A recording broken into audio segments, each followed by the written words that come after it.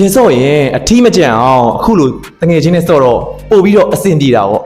ကျွန်တော်တို့ progressive overload အလေးတိုးပြီးဆော့ရကစားနေမှာဆိုရင်တယောက်တည်းဆော့ရတဲ့ဆိုင်ဘေးကတငယ်ချင်းပါတော့အလေးလဲပိုနိုင်လဲဆော့ရလဲပို့ပြီးတော့ focus မိပါတယ် yes ပို့အဆင်ပြေတာပေါ့ကျွန်တော်စပြီးစော့လိုက်ရအောင်တက်လက်စပါလေ တက်လက်စား okay stretching လေးသွားလိုက်အောင် stretching နော်ခေါင်းဝေးပြီးတော့ stretching သွားလိုက်တော့ stretching တော့တို့မို့ကျွန်တော်ညှိသွားရင်အကျိုးညက်တာတော့ဘာလို့ဖြစ်တတ်တာပေါ့အဲ့ဒါတွေကအဲ့အတွက်ကျွန်တော်တို့ဒီ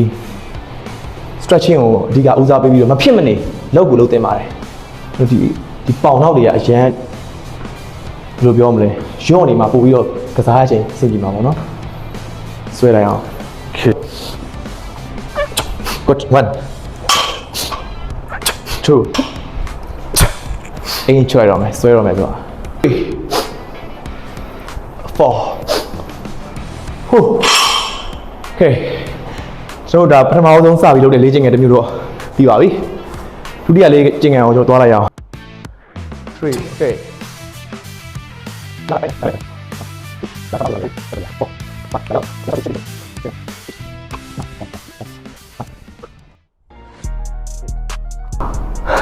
ဖူးလက်ဒီကောင်ကကျွန်တော်တို့ဒီနောက်ကြောသားတွေအတွက်အဓိကပေါ်ပိုင်းခန္ဓာကိုယ်ဖွဲ့စည်းပုံပိုပြီးကောင်းစေရပေါ့နော်ဒီချက်လားစော့မယ်ဆွဲအောင် okay ရတယ်လို့ပဲနော်ဒီကောင်အားနဲ့တက်မယ် okay ကောင်းတယ်တကယ်ကြီးရမ်းမိုက်နေပြီ ကိုချိန်မရှိဘူး ပြပုံမှန်လေးတည်းမလား training မပြဆော့ရတဲ့ဘောပဲရှိတယ်ကိုအချိန်မပေးနိုင်တယ် တည်တယ်ကိုဒီ body လေးကိုထိန်းထားတာ maintenance body ပဲသွားထားတာငါတို့ကလေခန္ဓာကိုယ်ကလေအမြဲလှုပ်အခုဆိုညီတက်ကအမြဲလှုပ်ရှားနေတယ် နည်းလောက်ရှာ အမြဲလှုပ်ရှားနေရဆိုရင်ခန္ဓာကိုယ်မှာစက်တက်ဖို့ကမလွယ်ဘူး လွယ် relax အနားယူရှင်ကတော်တော်ပေးရတယ် ဟုတ်တယ် ဒီ TV ကြည့်တာပဲဖြစ်ကွာဒီလားတို့အိတ်တာပဲဖြစ်အဲ့လိုမျိုးငြိမ်ငြိမ်လေးနဲ့အနားယူဖို့လေမာဆေရလိုအပ်တယ် pressure လေးနည်းနည်းရှိမယ်နော် ဟုတ်တယ် pressure လည်းရှိတယ်အဲ့လည်းပါ နော် စားနေလည်းမမှန်အောင် pressure တက်ရင်လေဒီအားတို့ရဲ့ဒီ bike ကအစီရလေချောက်တော်တော်ခက်တယ်ဒီ bike visual effect ပေါ့နော် visual effect ကလုံးဝ pressure နဲ့ဆိုင်နေတော့အဲ့ကောင် 1